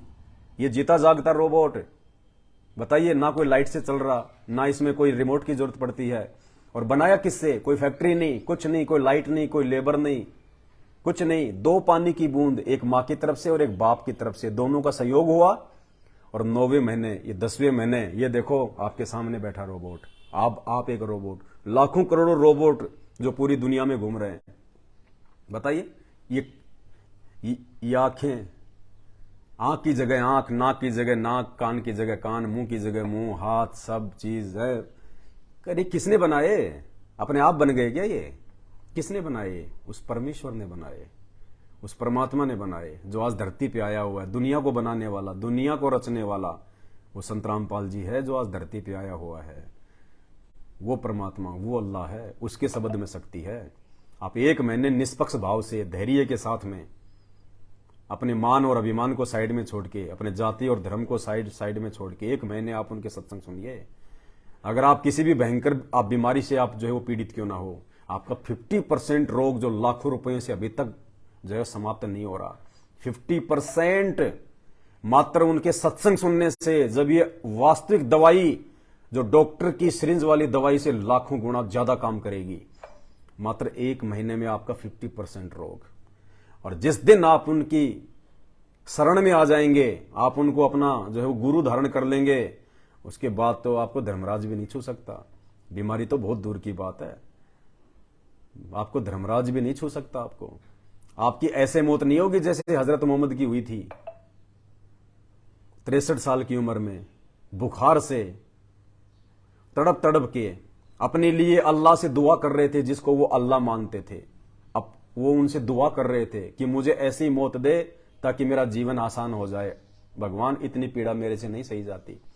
अरे भक्ति करने वाला इंसान ऐसे मरेगा क्या? धिक्कार है उस भक्ति को, धिक्कार है उसके भगवान को, धिक्कार है उसके अल्लाह को, जिसकी भक्ति करते करते भी, जिस अल्लाह के लिए हजरत मोहम्मद ने इतने दुख सहे, आज कोई इंसान नहीं सह सकता। आप उनकी जीवनी पढ़ के देखिए, आंखों में आंसू आते हैं, आंखों में आंसू आते हैं हजरत मोहम्मद के जीवन के संघर्ष को। उन्होंने मांस नहीं खाया, उन्होंने शराब नहीं पी, उन्होंने उल्टे सीधे काम नहीं किए। बहुत सारे जो लोग होते हैं फालतू में राग द्वेष में आके उनके ऊपर में लांछन लगाते हैं, उनका चरित्र खराब था, उनका ये खराब था। मोहम्मद जैसा चरित्र तो श्री कृष्ण भगवान का भी नहीं था। ये आप उनकी जीवनी पढ़ोगे तब पता चलेगा। आप तो केवल धर्मों में उलझे हुए आपस में, हमारे श्री कृष्ण जी, हमारे मोहम्मद, हमारे वो। हजरत मोहम्मद जैसा पाक साफ जीवन चरित्र तो श्री कृष्ण जी का भी नहीं था। और उसके बाद भी उस हजरत मोहम्मद की वो दुर्गति हुई, अंत में तड़प तड़प के मरा। वो अपने लिए मौत मांग रहा था वो अल्लाह से, क्योंकि जब उसको वो वास्तविक अल्लाह मिला उस समय तो उसने अल्लाह की बातों पे ध्यान नहीं दिया। और फिर वो शैतान आ गया, फिर वो काल आ गया, फिर उसने जबरील नाम का अपना फरिश्ता भेज दिया। फिर उसने हजरत मोहम्मद को अपना मोहरा बना लिया, एक नया धर्म खड़ा करने के लिए, लोगों को भक्ति के नाम पे गुमराह करने के लिए। फिर शैतान आ गया। फिर तो जितनी भी आयतें जो उतरी है ना, ये सारी की सारी शैतान की तरफ से उतरी है, वो जबरील के माध्यम से। गला घोट घोट के आयतें बुलवाई हैं, गला घोट घोट के। भगवान ऐसा होता है क्या? दिखाएंगे आपको थोड़े दिनों में। भगवान ऐसा होता है क्या? अल्लाह ऐसा होता है? अल्लाह प्यार से समझाता है या फिर वो गला घोट घोट के समझाएगा अल्लाह? उनके ऊपर जितनी भी आयतें उतरी हैं वो कैसे उतरी है बताइए। जब हीरा की गुफा में, काबा के पास में जो हीरा का जो पहाड़ था, जो गुफा थी, जहां पे वो जाके वो बैठा करते थे, और जहां पे वो जबरील नाम का देवता आया है, उसने वो कैसे आयतें उतारी? गला घोट घोट के, डर गए, कांप गए, पूरे पसीनम पसीना हो गए हैं। बोला पढ़, बोला मुझे नहीं पढ़ना था, मैं तो अनपढ़ हूं। फिर उनका वो गला घोटा कि पढ़, बोला मुझे नहीं पढ़ना आता, फिर गला घोटा, पढ़, मुझे नहीं पढ़ना आता। ऐसे उनको याद करवाई आयतें। घर आए तो अपनी बीवी से कहा कि मुझे उड़ा दो, डर लग रहा, पूरा शरीर कांप रहा, पसीना पसीना। भगवान मिलता है तो डर लगता है क्या? अरे हमें यदि हमारा बाप मिले तो हमें खुशी होगी या फिर डर लगेगा? हमारा बाप यदि सालों साल बाद यदि विदेश से आ रहा है तो, और बच्चे को मालूम पड़े कि उसका बाप आ गया, वो अपने बाप के लिए दौड़ेगा, उसको प्यार करेगा, बाप भी उसको प्यार करेगा, बाप उसके लिए अच्छी अच्छी वो चीजें लाता है? और भगवान वो तो बापों का बाप है, और भगवान यदि किसी व्यक्ति को मिले और उस व्यक्ति की बुखार चढ़ जाए, उसको पसीना पसीना आ जाए, उसको डर लग जाए कि ये जाए यहां से, ये चले जाए मेरी आंखों के आगे से, वो शैतान था, भगवान नहीं था, अल्लाह नहीं था, शैतान था। आपको हजरत मोहम्मद की जीवनी से बताएंगे। असली अल्लाह तो आज आया हुआ है, जो आप और हमारे शरीर के माँ बाप से भी लाखों गुना प्यार करने को तैयार बैठा है। ये संत रामपाल जी हमें लाखों गुना ज्यादा प्यार करने को तैयार बैठे हैं, हमें अपने सीने से लगाने के लिए तैयार बैठे हैं ये परमात्मा। तो भाइयों आंख खोलो, ऐसी साधना करने वाले जिन्होंने कभी जिंदगी में शराब नहीं पी, मांस नहीं खाया, झूठ तक नहीं बोला, जिन्होंने किसी को सताया नहीं, किसी को गाली तक नहीं दी, उस हजरत मोहम्मद की भी अकाल मौत हुई। वो भी 100 साल की उम्र प्राप्त नहीं कर पाए 2000 साल पहले। वो भी 62 और 63 साल की उम्र में मरे अकाल मौत, और वो बीमारी से मरे। और संत रामपाल जी के सत्संग सुनो, उनकी शरण में आओ, संत रामपाल जी से स्टाम्प पे लिखवा लो 100 साल की उम्र, और जिंदगी में आपको कभी वो रोग नहीं हो सकता जिस रोग से आपकी भक्ति बाधित हो जाए। ठीक है, छोटे मोटे सर्दी जुकाम वगैरह तो भैया हमारा ये 8 मास का जो शरीर है, ये तो हमारे ये खान पान के ऊपर है, लेकिन आपकी ऐसी जो है वो दुर्गति से मौत नहीं होगी, आपकी किसी एड से या कैंसर से या किसी ऐसे भयंकर रोग से जिससे कि हजरत मोहम्मद जी मरे, ऐसे आपकी बीमारी नहीं होगी। श्री कृष्ण जी की तरह आपके पैर में जहरीला तीर लग के वो तड़प तड़प के मौत नहीं होगी, गारंटेड बात है। जिसके पास में भक्ति होती है ना यथार्थ, और जिसका गुरु सच्चा होता है, बिना गुरु के तो भक्ति होती ही नहीं, ये तो आप भूल जाओ। जो लोग अपने मनमुखी रूप से जो अपना ये जो घंटियां बजाते हैं, मंदिर में जाते हैं या फिर जो मस्जिद में जा रहे हैं, बिना गुरु के तो भक्ति होती नहीं। और गुरु धरती पे केवल एक ही होता है एक समय में, जो नाम देने का अधिकारी होता है। बाकी तो गुरु आपको गांव गांव में मिल जाएंगे, जो है कोई बड़ी बात नहीं है। श्री रामचंद्र जी का जीवन देख लो, सरयू नदी में डूब के, सरयू नदी में, हम तो कह देते हैं उन्होंने समाधि ले ली। समाधि ऐसे नहीं ली जाती है, जिंदा आदमी कैसे समाधि लेगा? अभी जो वो टाइटैनिक जहाज जो देखने गए थे हैं, उन्होंने तो समाधि ली थी, वो वही उन्होंने भी तो समाधि ली थी, वो भी तो पानी के अंदर गए थे हैं, लेकिन मरे कैसे?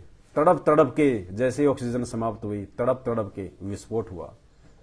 तो भैया अंत में श्री रामचंद्र जी हर प्रकार से दुखी होके, परेशान होके, ना माँ बाप का साया सिर पे, जनता भी उनको ताना मार रही थी, धोबी ने उनको जो है वो ताने मारे, उनकी पत्नी जो है जंगल में थी, वो अपनी पत्नी से जो है वो दूर थे, अपने बच्चों से दूर थे। अंत में उसके बच्चों ने जो है रामचंद्र जी के खिलाफ जो है वो बगावत कर दी, और अपने बच्चों से हार गए रामचंद्र जी। हनुमान जी हार गए, लक्ष्मण हार गए, जो है सुग्रीव हार गया। देखो ये बहुत भयंकर जाल है इस काल का। जब लाखों करोड़ों लोगों को जब मरवाना था, जब उनके वो कर्म बिगड़वाने थे राम के, हनुमान के, तब तो राम रावण युद्ध में सबको शक्तियां दे दी, उठा उठा के फटक रहे थे। और जब बात आई लव और कुश के साथ में झगड़ा करने की, तो उस समय वहां पे कोई नहीं मरना था। तो काल ने उस समय उन सबकी औकात याद दिखा दी। हनुमान जी भी फुस्त, सुग्रीव भी पस्त, लक्ष्मण भी पस्त, सब फैल हो गए। रामचंद्र जी भी पस्त अपने बेटों के आगे। काल ने सबकी औकात याद दिला दी कि उस समय वो शक्ति जब रावण के साथ में जब हुआ था युद्ध, तो चाहे हनुमान हो, चाहे सुग्रीव हो, चाहे अंगद हो, चाहे लक्ष्मण हो, चाहे राम हो, चाहे जामंत हो, वो शक्ति उस काल ने दी थी शैतान ने। क्योंकि शैतान ने वहां पे लाखों करोड़ों लोगों को जो है मरवाना था। क्योंकि रोजाना के 1 लाख आदमी खाता है, 1 लाख व्यक्ति, उसका भोजन है काल का। वो आलू टमाटर नहीं खाता, सेब संतरे नहीं खाता। यहां जो लोग मरते हैं, जो एक्सीडेंट में मरते हैं, जैसे भी मरते हैं, 1 लाख खाता है प्रतिदिन भून भून के। ये उसको श्राप लगा हुआ है उस अल्लाह की तरफ से। ये बात जब आप संत रामपाल जी के द्वारा सुनाई गई शास्त्रों से, जब आप उनकी सृष्टि रचना सुनेंगे 2 से 3 घंटे की, आपकी आंखें खोलेंगे। किस बहम में जी रहे हो तुम? जब राम कृष्ण हजरत मोहम्मद जैसों को नहीं छोड़ा उस काल ने, आप और हमारी औकात क्या है, हम कौन से खेत की मूली हैं जो सही भक्ति है। क्योंकि राम और कृष्ण जैसी भक्ति तो हिंदू नहीं कर सकते, हजरत मोहम्मद के जैसी भक्ति जो है ये मुसलमान नहीं कर सकते। और जब उनकी भी ऐसी मौत हुई, उनको भी काल ने जो है वो ठग लिया शैतान ने, आप और हमारी क्या औकात है, कौन से खेत की मूली है। कहते हैं मर्द गरद में मिल गए। मर्द कौन? जिनको राम श्री कृष्ण, रावण, कंस, हजरत मोहम्मद, कहते ये तो मर्द थे। कहते मर्द गरद में मिल गए, रावण से रणधीर, कंस केस चानूर से हिरण्याकुश बलबीर। हिरण्यकश्यप प्रहलाद का बाप, ब्रह्मा जी का सबसे बड़ा भगत, कहते मिट्टी में मिले अंत में, मिट्टी में। और तेरी क्या बुनियाद प्राणी, आप और हमारे जैसे दो कोडे के इंसानों की, इस कलयुग में जन्म लेने वालों की, जिनके घर वाले जिनकी बात नहीं मानते। रावण जैसे, कहते 1 लाख पूत और 1.25 लाख नाती, उस रावण के घर में आज दीवाना बाती। रावण के 1 लाख बेटा बेटी थे, एक से बढ़ के एक, 1.25 लाख उसके रिश्ते नाती थे। कहते हैं आज उसके घर में कोई दीपक लगाने वाला भी नहीं है। ना राम का कोई वंशज बचा, धरती से सत्यानाश खो दिया, क्योंकि उन्होंने सही भक्ति नहीं करी। धरती से उनका सत्यानाश, उनका कोई नाम लेने वाला भी नहीं है उनके वंश में। उनके घर में कोई दीपक लेने वाला भी नहीं है, कोई दीपक जलाने वाला भी नहीं बचा, वंश में नहीं बचा कोई। श्री कृष्ण जी का आज कोई वंशज नहीं है, कोई दीपक लगाने वाला भी नहीं है। रावण का वंश समाप्त, कंस का वंश समाप्त, हिरण्यकश्यप का वंश समाप्त। कंस, उनके वंश समाप्त हो गए। हजरत मोहम्मद का वंश समाप्त, हजरत मोहम्मद का तो उसी समय हो गया था। बताओ, भक्ति करते करते मुसलमान धर्म के सबसे बड़े धार्मिक व्यक्ति, और उनकी आंखों के सामने उनके 3 बेटे मर गए। 3 बेटों की मौत, उनके 3 ही बेटे थे, तीनों बेटों की मौत हजरत मोहम्मद की आंखों के सामने। बताइए वो बाप कैसे सुखी हो सकता है जिसके 3 ही बेटे और तीनों बेटे उसकी आंखों के आगे मर जाएं। बताइए उस भगवान ने क्या सहारा दिया हजरत मोहम्मद को, उस भक्ति ने क्या सहारा दिया हजरत मोहम्मद को। अरे हम हॉस्पिटल में जाते हैं, क्यों जाते हैं? रोग कटवाने के लिए, डॉक्टर के पास में रोग कटवाने के लिए जाते हैं। और इलाज करवाते करवाते भी यदि मौत हो जाए, रोग यदि और बढ़ जाए, तो क्या फायदा उस डॉक्टर का, क्या फायदा उस दवाई का, क्या फायदा दिया आपको उस दवा ने, उस मेडिसिन ने, नकली। तो इसी प्रकार भक्ति करते करते भी, मुसलमान धर्म में तो सर्वश्रेष्ठ भक्ति हजरत मोहम्मद की थी।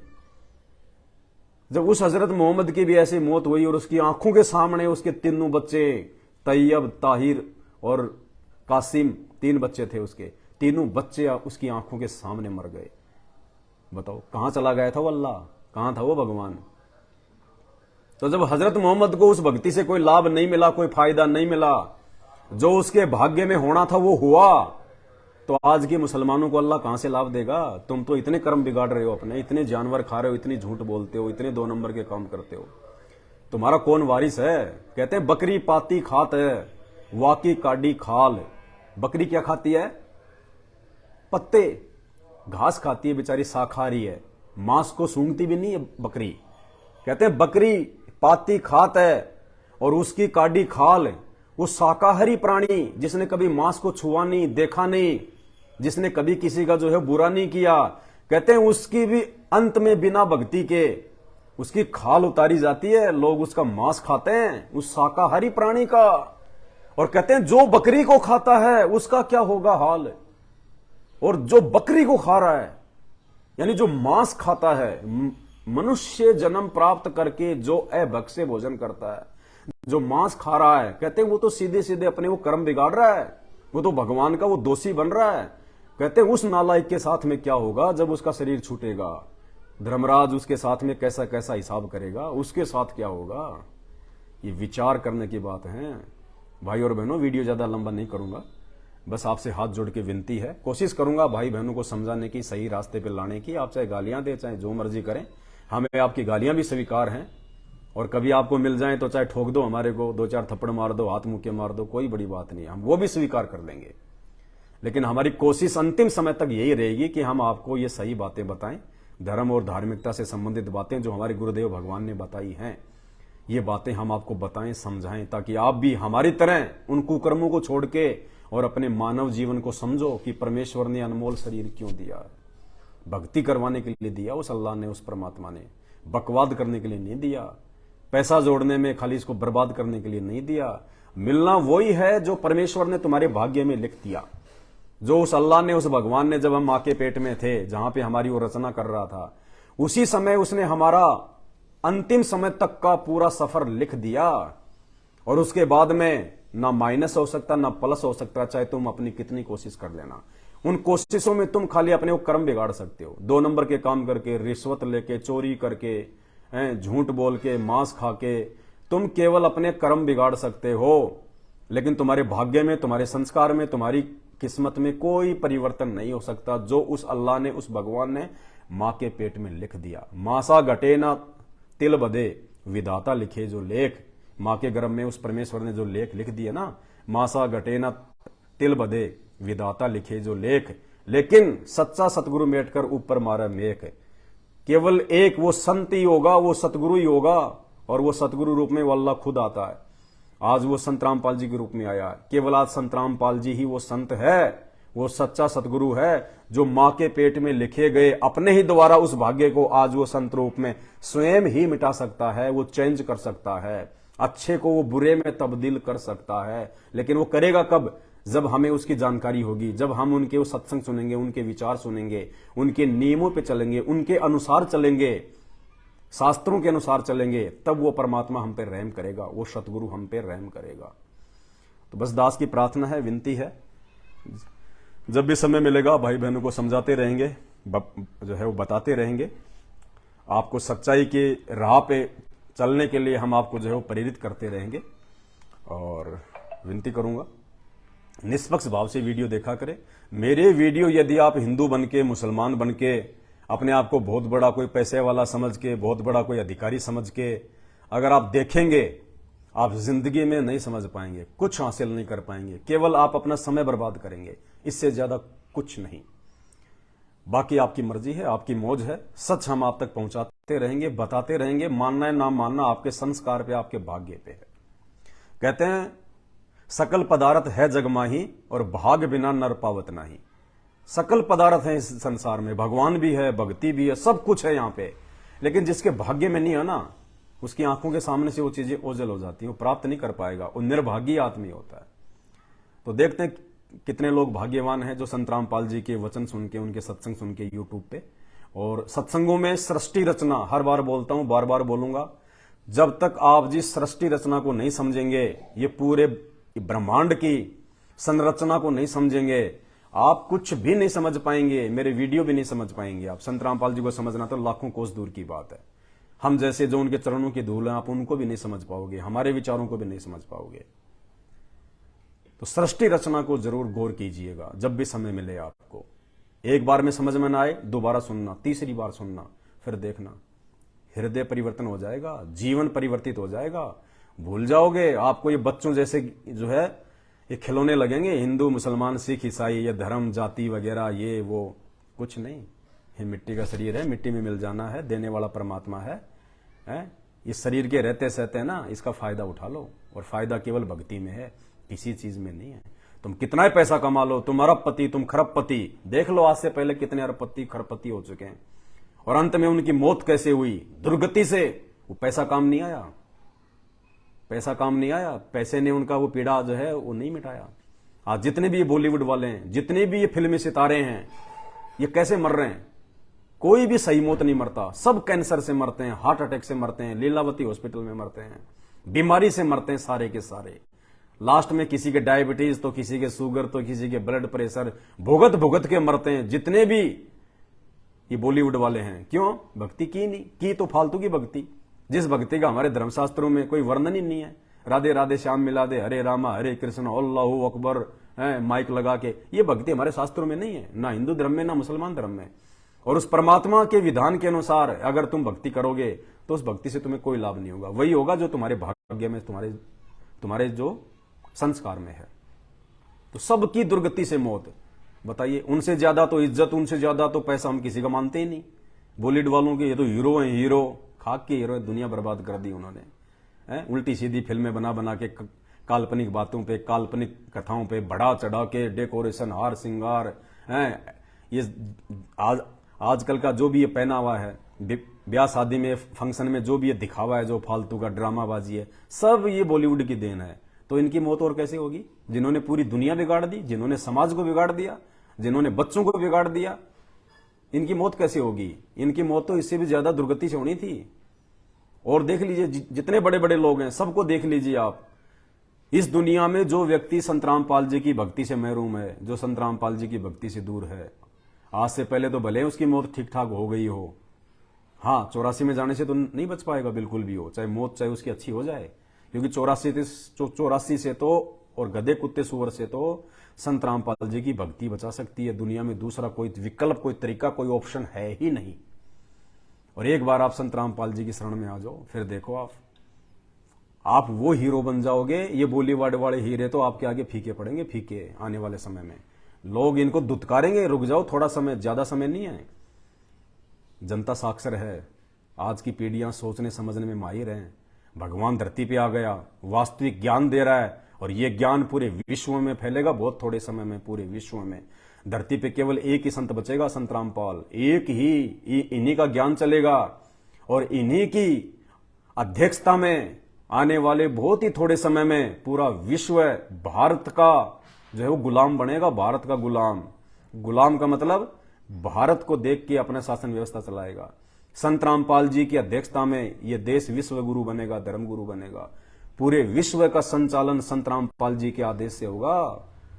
ये भले तुम्हें मजाक लग रही है बातें ये, लेकिन ये हकीकत है, क्योंकि हमारे को संत रामपाल जी ने भविष्य दिखा रखा, भविष्य। ठीक है, और ज्यादा बात नहीं करूंगा, क्योंकि अभी आप भक्ति और भगवान से बहुत दूर हैं, इसलिए आपको ये बातें डाइजेस्ट नहीं हो पाएंगी, आप इन बातों को नहीं पचा पाओगे। क्योंकि हजरत मोहम्मद जिस समय कहा करते थे कि रात को मेरे को जबरील आया था और मेरे को ऊपर लेके गया था, मैं मूसा से मिला, मैं जबरील से मिला, हैं, मैं सभी जो है नबियों से मिला, मैंने सभी नबियों को जो है वहां पे मैंने नमाज पढ़ाई। तो जो उनके जो दुश्मन थे ना, वो कुरैश, वो मजाक करते थे कि ये देखो, हाँ ये देखो मजाक कर रहा है, मूर्ख बना रहा है, सरेआम मूर्ख बना रहा है, रातों रात ये ऊपर भी जो है वो जाके आ गया। उसकी हंसी उड़ाया करते थे, मजाक किया करते थे उसको पागल समझा करते थे, उसको मूर्ख समझा करते थे कि हम ही मिले तेरे को मूर्ख बनाने के लिए, उन्हीं के रिश्तेदार हजरत मोहम्मद के। जबकि हकीकत थी परमात्मा के लिए तो सेकंडों का काम है। जैसे रात को हमारे को सौपन आ जाते हैं, अब सौपन में हम लोग अमेरिका पहुंच जाते हैं। बताओ वैसे आप जा सकते हो अमेरिका? 2 मिनट में अमेरिका आप जी जा सकते हो क्या अपने शरीर को लेके? लेकिन सौपन में रातों रात आप अमेरिका पहुंच जाते हो। इसी प्रकार वो जबरील नाम का वो देवता, वो फरिश्ता, उस काल के आदेश से, उस शैतान के आदेश से हजरत मोहम्मद को ऊपर लेके गया था, जहां पे सभी नबियों की जमात थी, जहां पे हजरत मोहम्मद ने सभी नबियों को जो है नमाज पढ़वाई थी। तो भाई और बहनों, ज्यादा नहीं बोलूंगा, वरना आपको जो है उल्टी होनी शुरू हो जाएगी, आप डाइजेस्ट नहीं कर पाओगे। ये डाइजेशन आपका उसी समय ठीक होगा जब आप संत रामपाल जी के सत्संग सुनना शुरू करेंगे। धरती पे दूसरा कोई विकल्प नहीं है। और आएगा एक समय, आप देख लेना, अगर प्यार से आ जाओगे, ज्ञान समझ के आ जाओगे तो बहुत अच्छी बात है।